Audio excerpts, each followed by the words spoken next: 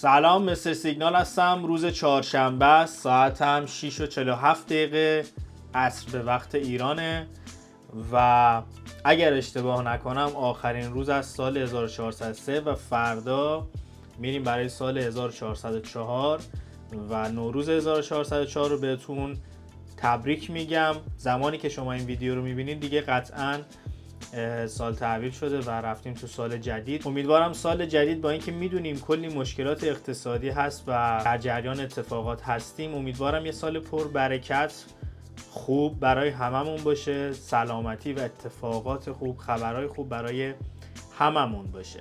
گفتم از این موقعیت استفاده کنم و قبل از اینکه بریم سراغ معاملمون بهتون سال نو رو تبریک بگم. امروز براتون سیگنالی رو ارسال کردم، همونجور که داخل کانال تلگراممون دارید میبینید. ساعت 4:47 براتون سیگنال شورت BNB رو فرستادم که تصویر رو میبینید کجا بوده. این معامله داخل تایم فریم 15 دقیقه ستاپ F25 ست شده و دیده شده که ما اومدیم این معامله رو داشته باشیم. نقطه ورودمون رو دارید میبینید، تارگت یکمون که ریوارد یک ماست و تارگت آخر که نهایت ریوارد 3 رو میتونه برای ما داشته باشه و استاپ لاسمون که مشخصه. اما معاملمون هنوز فعال نشده، دارید میبینید تا نزدیکای نقطه ورود هم اومده و فعال نشده. اما بهتون نشون بدم که چجوری معامله ست شده، چرا نقطه ورود اینجاست طبق استراتژی F25 و استاپ و تارگت رو چجوری ست کردیم. اول از همه من این نکته رو باید بهتون بگم که من برای این معامله تشخیص دادم اینجایی که بازار داشت بالا میرفت تغییر روند شکل گرفته، یعنی ما این روند صعودی که این ور داشته تموم شد و وارد یک روند نزولی شده. به خاطر همین میخوایم شورت بگیریم. اگر که من اشتباه کرده باشم داخل تشخیص روند و این تغییر رونده رو اشتباه کرده باشم، خیلی راحت استاپمون تاچ میشه و چیز عجیب غریبی نیست، چون یکی از اصلی ترین مواردی که برای استراتژی F25 ما باش کار داریم اینه که روند رو درست تشخیص بدیم، همراه روند ترید کنیم. اینجا سقفی که برای من اهمیت داشته اینجا بوده، یعنی اینجا رو ببینید که دقیقاً استاپمون هم هست. این سقف بوده که برای من اهمیت داشته. بعد از اینکه اینجا تقریبا یک تریدینگ رنج داشته این بالا، بعد از این شکسته شده، اینجا دوباره یک بیس کوچیکتر رو داریم که دارید میبینید و این بیس شکسته شده به سمت پایین و ما برگشتش رو میخوایم معامله داشته باشیم و تارگت آخرمون هم قبل از این کفه، یعنی این کفی که اینجاست کف بسیار مهمیه و با توجه به حرکتی که داخل بازار دیدیم ما میخوایم قبل از این کف از معامله خارج بشیم که نقطه خروجمون نقطه خروج خیلی خوبیه. اگر معامله فعال بشه و به سمت تارگت بیاد پرقدرت احتمالا تارگتمون تاچ میشه و نقطه خروج سیف و خوب و استانداردیه. اما بریم من فیبو رو بندازم روی چارتمون و ببینید که چرا نقطه ورود اینجا ست شد. البته میدونید استراتژی F25 چجوری کار میکنه، ولی بهتون نشون بدم چون استاپش یکم نکته داره. همونجور که میبینید مووینگ اوریج 25 مون MA 25 اینجا رو نقطه ورودمون قرار گرفته و هم پوشانی داره با 0.618 فیبوناچی، یعنی یه جورایی وسطشه، بین نیم و 0.618 وسط قرار گرفته که من نقطه ورود یک کوچولو بالاتر از 0.618 گذاشتم چون حس کردم میتونه فشار رو بیاره و یکم بالاترش رو هم ببینه، پس من نقطه ورودم رو یکم بالاتر گذاشتم. اما استاپم رو چرا پشت یک فیبو، این خط زرد اینجا، یعنی پشت این بیسن انداختم؟ چون این خط قرمز رنگ رو میبینید، من فیبو رو پاک کنم، این خط قرمز رنگ اینجا رو میبینید که یک کانال داریم اینجا. اگر قرار باشه شکسته بشه به سمت بالا بخواد بره چیزی جلودارش نیست، یعنی اگر استاپ ما رو بخواد بزنه بالای اینو میزنه، بالاترش رو میزنه و تا این بالا رو میتونه بره.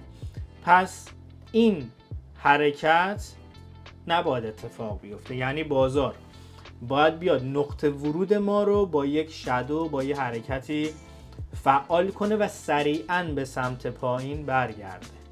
نباید این مووینگ اوریج 15 دقیقه رو بیاد قطع کنه و اینجاها بمونه و بالاتر از مووینگ اوریج بخواد فعالیت کنه. پس نقطه ورودمون خیلی مهمه که سریع تاچ بشه و بعد از فعال شدن معامله سریعاً به سمت این ریوارد یک حرکت کنه. این خیلی مهمه.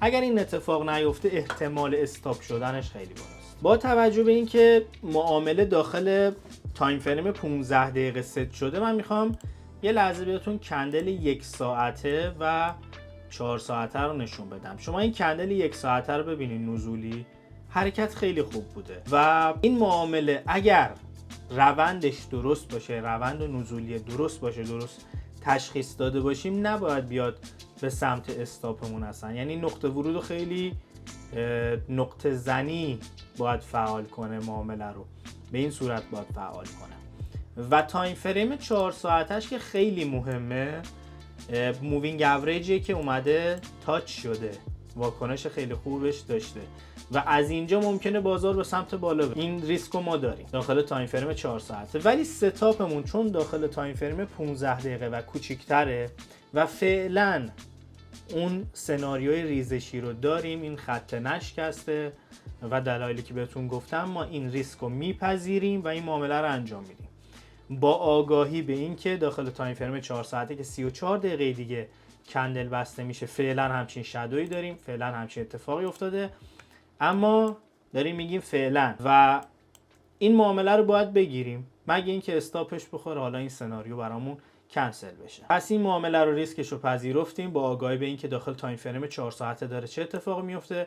ما ساختار رو داخل تایم فریم کوچیک‌تر دیدیم، این معامله داخل تایم فریم کوچیک‌تر ست شده و ریسکش رو هم پذیرفتیم. کاملا استاپ استاندارد، نقطه ورود استاندارد، تارگت خیلی خوب، یعنی هم ریوارد 3 رو داریم، هم ریوارد 3 مون جای خیلی خوبیه و امنه. اگر روند درست تشخیص داده شده باشه خیلی قشنگ تیپی میزنیم، خیلی قشنگ. نکته خاص دیگه نداره. من این خط و خطوطم پاک کنم چون برای شما کشیده بودم که متوجه بشید که این معامله چرا ست شده، چجوری ست شده. این خط قرمزم پاک کنیم، چارتمون خلوت. فقط این خط آبی که ریوارد 1 ماست اینو نگه داریم، ببینیم چه اتفاقی میفته. فعلا روی ریسک فری یا سیو سود اینا برنامه‌ای نداریم، باید ببینیم بازار چجوری پیش میره، چون فکر میکنم خیلی پرقدرت به سمت تارگتمون بره. یعنی همچین حرکتی رو من برای این معامله انتظار دارم، به خاطر همین زیاد روی ریسک فری الان برنامه‌ای نداریم و باید ببینیم اصلا معامله فعال میشه نمیشه، استاپ میخوره، چه اتفاقی میفته. همراه من باشید، بریم و بیایم ببینیم چه اتفاقی برای این معامله افتاده و نتیجهش.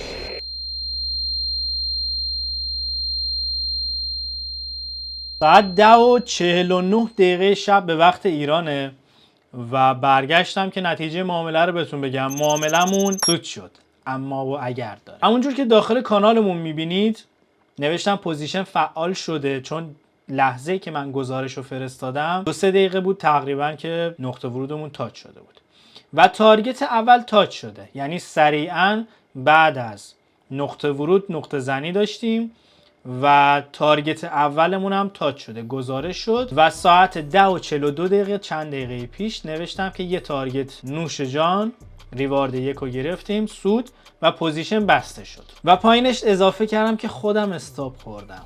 داستان چیه؟ بچه‌ای که تو کانال سیگنال من هستن در بلند مدت میدونن که داستان این چیه و چرا خودم استاپ خوردم، ولی بریم روی چارت و بهتون توضیح بدم که خودم چرا استاپ خوردم. همونجور که روی چارت دارید میبینید ما نقطه زنی زیبایی داشتیم. من برم توی تایم فریم 5 دقیقه، اینجا نقطه ورود ما نقطه زنی عالی اومد، تارگت 1 رو تاچ کرد و از اینجا به سمت استاپمون رفت. طبق قوانین سیگنال دهی که ما یه متنی رو گذاشتیم داخل کانال، پینم شده، میتونید برید ببینید. این اتفاق میفته سیگنال سود گزارش میشه. برعکسش اگر تا نزدیکای تارگت 1 هم بیاد، تارگت 1 تاچ نشه، استاپ بزنه، معامله ضرر گزارش میشه.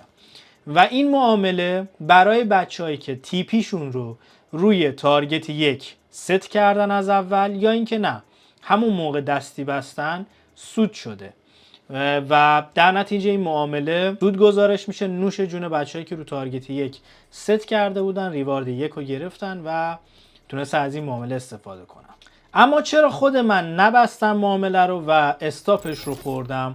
دلیلش اینه که من معامله‌مو روی تارگت آخر ست کرده بودم و لحظه‌ای که معامله باز شده بود، همونجور که میبینید لباس هم تنمه و نبودم، تمرین بودم و کلا هم ستم فوریت، یعنی من معامله رو دستکاری نمی کنم، ریسکش رو پذیرفتم و یه تارگت سود از دست دادم و یه استاپ خوردم. و بچه‌هایی که مثل من ست کردن میخواستن تارگت های بیشتر بگیرن یا فول تارگت بگیرن، احتمال زیاد استاپ خوردن و نتونستن از این معامله استفاده کنن.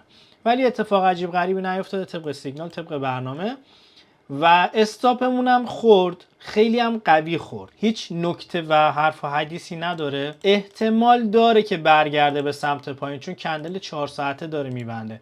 شما شکل کندل 4 ساعته رو ببینید متوجه میشید. ولی بهتون گفتم این مووینگ اوریج خیلی مهمه دیگه، فشار خودش آورد به ما، یه ضرر زد دیگه، اینجا یه استاپ خوردیم و الان هم با قدرت اینجا داره برمیگرده پایین، شاید برگرده، نمیدونم، ولی استاپ خوردم و فعلا براش برنامه‌ای نداریم. اینکه چرا این معامله رو گرفتیم، داستان چی بود، استراتژی F25 چجوری کار میکنه، داخل ویدیو، اول ویدیو خیلی توضیح دادم بهتون، در جریان هستید. الان هم نکته خاصی نداره، استاپی بود که طبق استراتژی خوردیم، استاندارد با کندل خیلی قوی، همونجور که روی چارت هم دارید میبینید کندل 1 ساعتش واقعا کندل قوی و وحشتناکی بوده و استاپ شد. آخرین معامله سال برای من استاپ شد، امیدوارم شما سود گرفته باشید، ولی آخرین معامله سال برای من استاپ شد. امیدوارم سال جدید سال پربرکت و خوبی باشه واسمون، واسه هممون، پیشرفت مالی و به اون چیزایی که دوست دارید برسید. سال بسیار مهمیه برای همه ما ایرانی‌ها و امیدوارم که آخر سال حال خیلی بهتری نسبت به این سالی که گذشت داشته باشیم، اتفاقات خیلی خوب بیفته و به اون چیزایی که تو ذهنمونه برسیم. مرسی همراه من بودید، چنل سابسکرایب کنید، حواستون به پیج اینستاگراممون هم باشه، حمایت یادتون نره. مخلصیم.